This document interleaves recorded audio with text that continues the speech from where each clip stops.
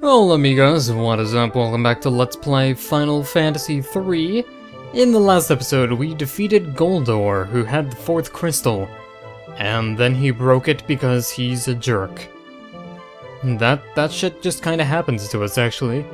And in today's episode, we're gonna be consulting the map. Hooray! Map checking! Fun, fun, fun. So, we have our boat here. We might as well, sail the friendly seas in order to get a random encounter. Nope, and here we go. It's a sea monster of some description. Sea serpent. And you better see all the serpents you can, because after a while we're gonna have another chapter where we can't necessarily use the airship for all that often. So if there's any enemies in the water that you may have missed, well, you probably want to encounter them before it's too late. For all the Charmin has been squeezed. Now there's a village in there, but we can't get to it quite yet. There's no real way over it. There's a gap in these mountains here, but we can't cross it. Because this game. So, set to seek someone on the continent of Dalg, I believe, that mysterious old woman had told us. But if we try to go to the continent of Dalg... Oh no. Oh no, we cannot progress. Whatever shall we do?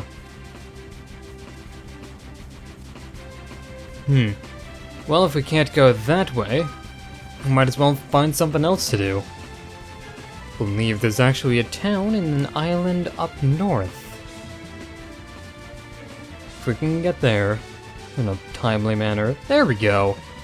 Cool. Awesome. So if we just sail on over, and welcome to the town of Duster.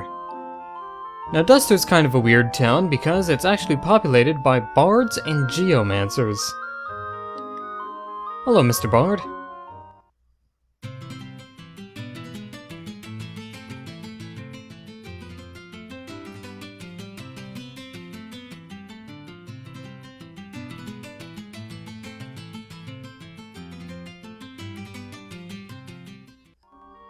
That was weird. And hello, Mr. Geomancer, who looks suspiciously like an ice climber. I've never understood why the Geomancers always look like Eskimos.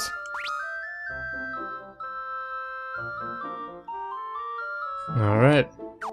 Well, Sid's giving us all these kinds of stories, so that's cool. Oh, Mr. Man. The continent south of Europe, its entrance is protected by a great wind that... Oh. You probably should have told me that sooner? That would have been nice. I know we don't know each other, but... would have still been nice. Do a little bit of sign questing around here. Let's see. There's a lot of harps and a lot of bells, so I may explain it. Harps. These are weapons that the Bard class is capable of using. Oddly enough, the Bard is the only class that isn't capable of dual wielding. A Bard can only have one item at a time, which, well, makes sense considering that they have to play it with both hands. All harps have the same amount of attack power as well, and there's 5 in total. The other thing about the harps is that the Bard actually has really high agility, so even if they don't necessarily have that much strength, they can still deal a lot of damage. Bells, meanwhile, are used by the Geomancer class. So, that's something. I think there's also some equipment here that we can get. And mainly, we want the rune bracers for Ark, and a feathered hat for Ark. Should I buy 2 just in case? You know what, just in case we switch Refia back to a magic class at any opportunity. She's not a magic class yet, she's mighty man, but mighty girl, actually. Mighty number 9, that is a game that is going to come out, and it will be awesome, because why not? I mean, if Azure Striker Gunvolt was that good, then I see no reason why Mighty number 9 won't be. Now, actually, I would like to check the map here. so much that we haven't explored yet. Let's go up north. It seems like a good idea, but I want to save just in case. It might be a good idea, but it might not at the same time. You never know. You never know. Let's take our airship, sail the friendly skies. There's a bunch of statues here.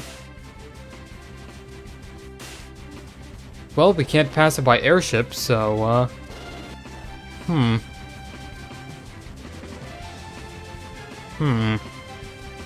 Seems that we can't do anything quite yet. Oh well, I'm sure we'll be fine. Let's see, what else is there? Oh, there's stuff on this continent to explore as well. That's cool. Let's just go over, give everyone a fine howdy-doody, you know? After all, hello town! I'm an airship. Have you seen one of me before? Probably. Haha. What? What?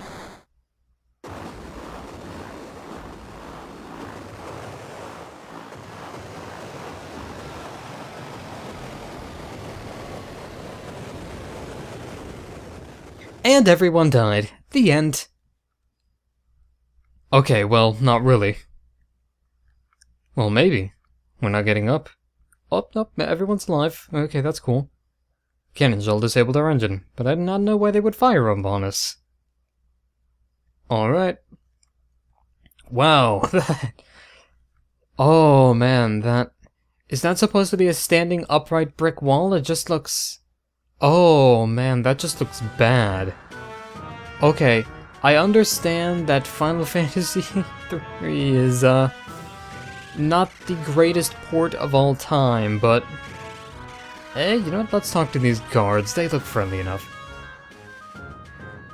Okay, never mind. They're going to kill us. They are totally going to kill us. We are totally fucked. No choice but to fight. If we lose, we'll be executed.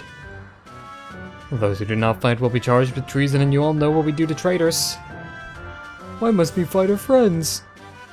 I mean, some people fight for their friends, like Ike. But those guys are fighting their friends. Welcome to the kingdom of Saronia. Shit's fucked up here. So, we've got to go around exploring, I guess. We're probably going to be stuck here for a while, so... Till then... Door is tightly shut. But this door isn't. That's a little bit suspicious. And wind spheres as well. I have a feeling those might be coming in handy later. So this is basically one of the weirder, well, kind of weird to get used to chapters in the game. Basically, you're stuck in this area between all 4 sections of Saronia. Now, Saronia is a place, don't get me wrong, it is a place, and it's a not terribly friendly place. So you may have noticed that the 2 sides of Saronia, the east side and the west side, are fighting each other, and that's no good. Gotta find a solution to all that. But I don't know any kinds of solutions. And it's a really long walk between towns. Oh well, maybe southwestern Saronia has something for us. There's a building here. Old man, what do you have to say? The lad who walked into the tavern earlier, he looked very much like the Prince Heir. Oh god, it's guys with mohawks. Hope you know what the punishment for impersonating a member of the royal house.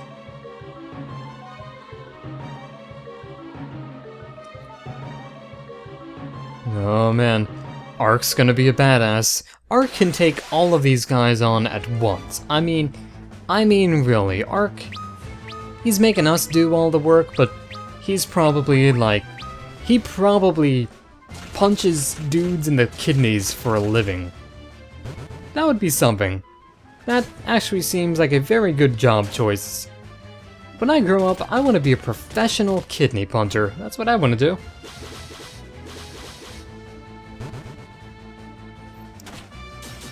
Ooh, we're doing some... Refia really gotta get that agility stat going up. I mean, I know she's a Viking, and Vikings aren't really known for being, like, super fast, but she's still gotta start laying on the damage at some point. His job level's increased, Arc gains a level. There we go, now Arc is caught up with everyone. Not like he needed to, but I love how they just run into the wall too, like you notice that. On the little left hand, I don't know why I'm pointing at it, you guys can't see me pointing at it, but... I am Alus, son of King Gorn, and rightful heir to the throne of Saronia. Thank you for your help, brave ones. Father, the king, he suddenly ordered our soldiers to fight amongst each other. I tried to stop him, but not only did he refuse to listen to me, but he physically threw me out of the castle. I used to be a foot taller, but due to the landing, I just kinda compressed. Oh man, I am getting some weird mental images now. Alright, and with that, Prince Alus has joined the party.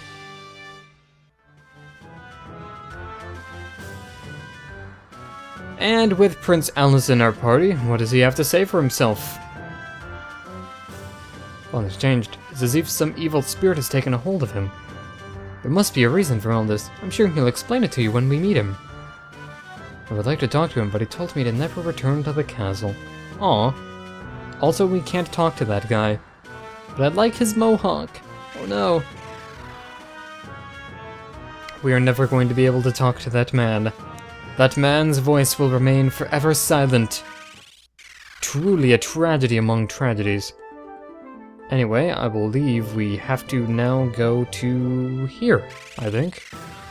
Yep, this is looking familiar. This tower. The Tower of Power, as we call it. It's actually called the Dragon Spire. And it is our next dungeon. Sorta. Kinda-ish. Okay, well the Dragon Spire here... What's with this encounter rate? And by encounter rate, I mean the lack there... What gives, game? I want to fight enemies. I want to be strong. Anyway, Dragon Spire is actually probably a really good idea to climb this place first. And the reason why is because there's actually a lot of dragoon equipment that you're going to need. And there we go, there's a random encounter. It's with a weird lemur thing and... Oh, I'm sorry, needle monkey. And a Helgaroo mage. I'm sorry, can I just talk about the fact that having a demonic evil kangaroo as one of your enemies is both amazing and retarded at the same... I probably shouldn't say retarded. Don't want to insult the retards like that. But amazing and incredibly stupid at the same time. I love it. Oh man, oh, there we go. Party's gonna get paralyzed. Some people say that I'm not paralyzed, but Refia certainly is. And Ingus's job level has increased. What a man. Ingus. Man among men. That explains... Why isn't Ingus the Viking, actually? That would make a lot of sense given his name. Oh, man. Oh, hey, we got a sorcerer. Supreme. And... Oh, that did a lot of damage to everyone except Arc. Huh, that's strange. The guy who uses magic is not very hurt by magic. Also, that damage. Did you see that damage? Oh, man. Ingus, you are the best at space. Oh, and man, that damage against that sorcerer, too. Ingus is doing so much awesome stuff right now. I mean, really, like, Ingus just... I'm not even going to make, like, a joke about how badass he is. He is bad. Everyone in this game is some kind of badass. And the best part is just like, oh hey, he's a vaguely pretty anime boy.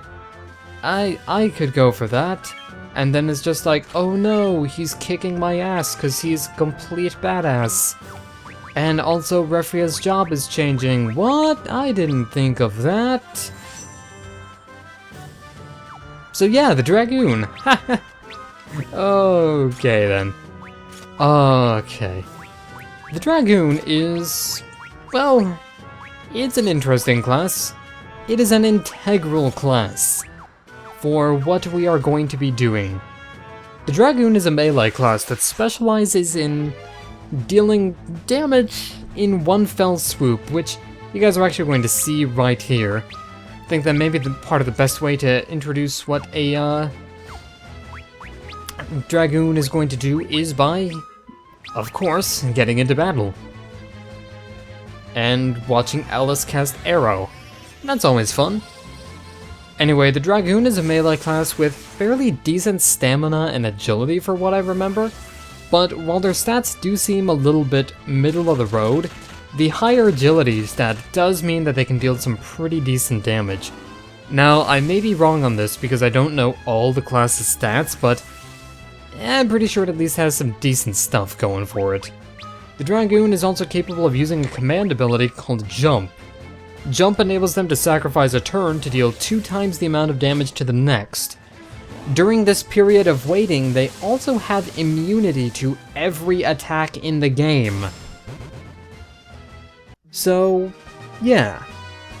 While I don't know how many hits the attack is actually going to do, I believe the damage actually does scale depending on the job level.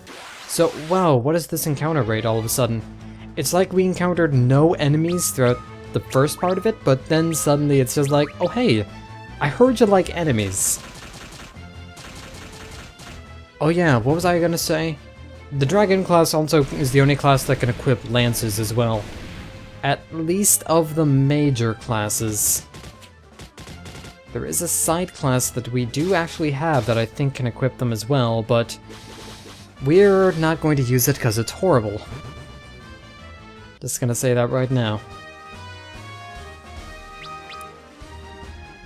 Also, whenever you're a Dragoon, your mouth completely disappears.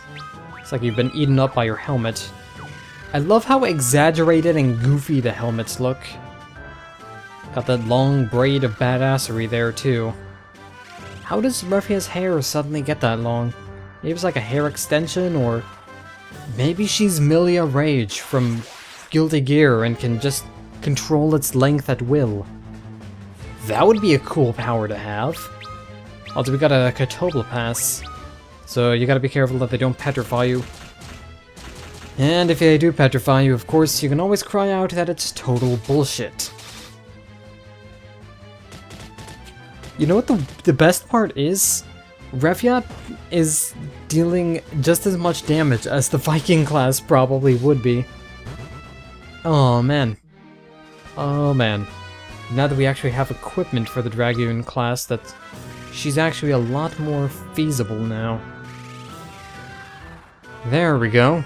But we're not going to be able to go into this with just one Dragoon, I don't think. Maybe we'll need to call upon the power of every Dragoon ever. I believe I need to go to, Northwest at some point, because there's also equipment that we will need there. Just letting you know.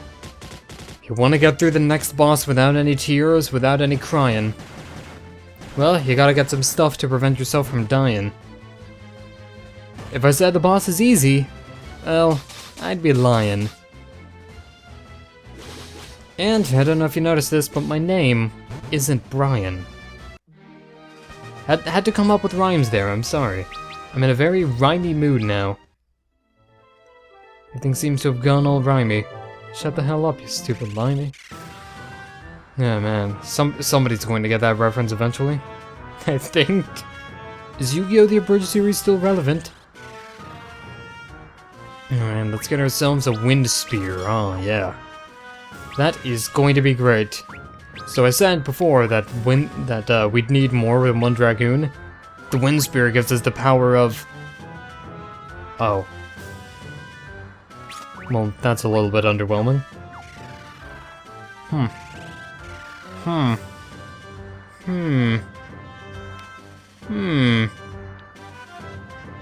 We gotta do something about this. No, you know what? I think we're gonna be just fine in the next boss fight.